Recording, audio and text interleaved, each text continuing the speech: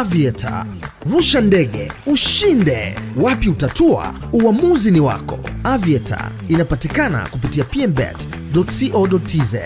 Mtazamaji wa PMTV Tanzania, karibu tena katika update za PMTV. Nipo hapa kwa ajili ya kukusogezea yale ambayo yanaajiri. Nimekuwa na desturi ya kukusogezea taarifa mbalimbali kutoka jeshi la polisi kwa sababu kila kukicha kuna taarifa mpya na ripoti za maeneo tofauti tofauti. Hii inasaidia tujue matukio yapi yanaendelea wapi na wapi, na wewe unaweza ukahabarika na ukafahamu kwa kina kupitia hapa PMTV. Na kukumbusha pia kubashiri na PMBet, kwani ubashiri wako utakuwa salama zaidi ukiwa hapo. Sasa jeshi la polisi mkoa wa Mara limethibitisha kutokea mauaji ya Mariam Pae Lubunda, mtoto mwenye umri wa miaka 2 na miezi 9 wa mtaa wa Zanzibar, manispaa ya Musoma. Tukio hilo lilitokea Novemba 22, 2025 saa 10 kamili jioni katika kata ya Makoko. Inadaiwa kuwa mtoto huyo aliuawa kwa kutumbukizwa ndani ya shimo la maji taka lililopo jirani na nyumbani kwao na mtu aliyetambulika kwa jina la William Kanegea mwenye umri wa miaka 20, mkulima na mkazi wa mtaa wa Buhare. Kwa mujibu wa taarifa ya polisi iliyotolewa jana Novemba 24, mtuhumiwa anadaiwa kuwa na changamoto za afya ya akili, ambapo alimkuta mtoto Mariam akiwa peke yake nyumbani, akamchukua kisha akafunua shimo la maji taka na kumtumbukiza akiwa hai, hatua iliyosababisha kifo chake.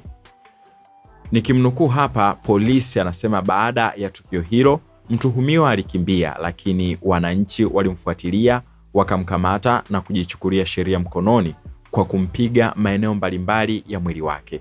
Polisi walipowasili walimkuta katika hali mbaya na walimpeleka hospitali ya manispaa ya Musoma, ambapo alifariki dunia akiwa anatibiwa, imeeleza taarifa ya polisi, na kuongeza kuwa miili ya marehemu ilifanywa uchunguzi na kukabidhiwa kwa ndugu kwa ajili ya taratibu za mazishi, inasema taarifa ya polisi.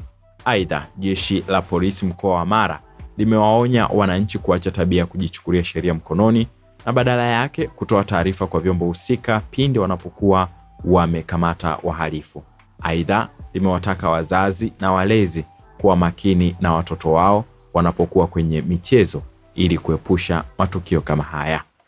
Hiyo ndiyo taarifa ya jeshi la polisi kutoka mkoani Mara ambao nimekusogezea hapa, kifo cha mtoto huyo wa miaka 2 ambaye alidumbukizwa kwenye shimo la maji taka na mtu ambaye alibainika kuwa na matatizo ya afya ya akili, lakini wananchi walijichukulia sheria mkononi na kumpiga, baadaye alifariki naye. Endelea kufuatilia PMTV kwa update mbalimbali zinazotokea. Aviator. Rusha ndege, ushinde. Wapi utatua? Uamuzi ni wako. Aviator inapatikana kupitia pmbet.co.tz.